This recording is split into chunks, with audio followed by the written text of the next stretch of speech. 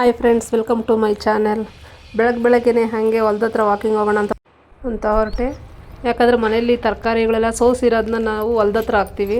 ಸುಮ್ಮನೆ ಅಲ್ಲಿ ಎಸೆಯೋ ಬದಲು ಹೊಲ್ದ ಹತ್ರ ಹಾಕಿದ್ರೆ ಅದೊಂದು ಗೊಬ್ಬರ ಆಗುತ್ತೆ ಅಂತ.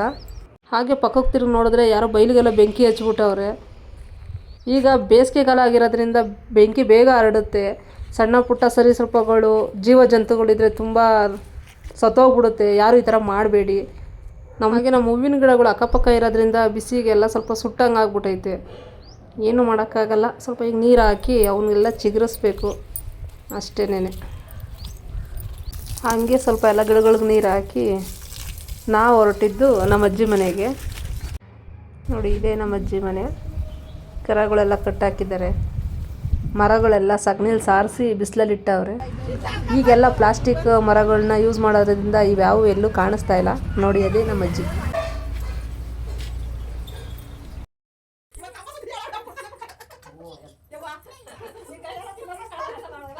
ನಮ್ಮ ಅಜ್ಜಿಗೆ ಸುಮಾರು 80 ವರ್ಷ ಮೇಲೆ ಆಗಿರ್ಬೋದು. ಅಷ್ಟೊಂದು ನಿಖರವಾಗಿ ಗೊತ್ತಿಲ್ಲ ಅವ್ರ ವಯಸ್ಸು ಎಷ್ಟು ಅಂತ. ಆದರೂ ಇವಾಗ ಆರೋಗ್ಯವಾಗಿ ಚೆನ್ನಾಗವ್ರೆ. ಯಾಕಂದರೆ ಆಗಿನ ಕಾಲದ ಆಹಾರ ಪದ್ಧತಿ ಹಂಗಿತ್ತು. ಇವಾಗೆಲ್ಲ ನಿಮಗೆ ಗೊತ್ತಲ್ಲ. ಅವ್ರ ಆರೋಗ್ಯ ಎಲ್ಲ ವಿಚಾರಿಸ್ಕೊಂಡು ಲಾಸ್ಟು ನಾನು ನಮ್ಮ ಅಕ್ಕ ಕೊನೆಯದಾಗಿ ಹೇಳ್ಬಿಟ್ಟು ನಮ್ಮ ಮನೆಗೆ ಬಂದ್ವಿ. Thank you.